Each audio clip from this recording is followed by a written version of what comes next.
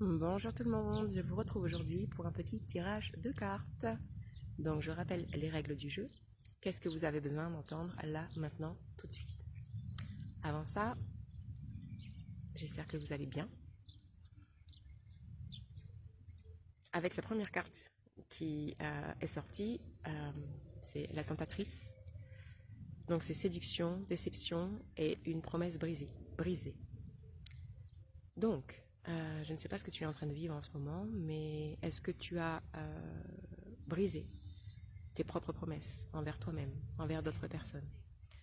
Ou alors peut-être des personnes ont brisé des promesses envers toi.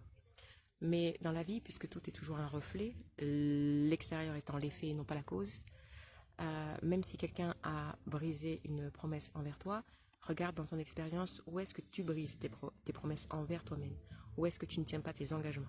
Voilà. La deuxième carte, c'est évolution. L'évolution, les changements de la Terre, les changements de climat et la transformation. Donc on voit comme une trilogie de lumière ici. Donc tu es certainement en ce moment dans un processus d'évolution, même ce qui est en train de te tomber dessus, hein, en termes de déception, en termes de peut-être promesses qui ont été bafouées, engagements qui ne sont pas respectés. C'est de toute façon là pour eh bien t'aider à évoluer. Comme toujours, hein, c'est toujours ça en fait. Il n'y a que ça. La vie est évolution. Et d'ailleurs, la troisième carte, c'est la danse éternelle, le mouvement, la roue de la vie et le chemin de moindre résistance. Donc, on va dire que quand j'entends terre, j'entends tout ce qui est toujours cristallisé, en fait. Il y a plusieurs choses. La terre, ça peut être ce qu'on a rendu statique à l'intérieur de nous-mêmes et qu'il est temps peut-être de faire évoluer.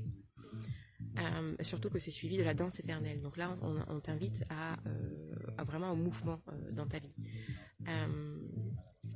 Et la roue de la vie, c'est justement de ne pas rester coincé dans un même genre d'expérience.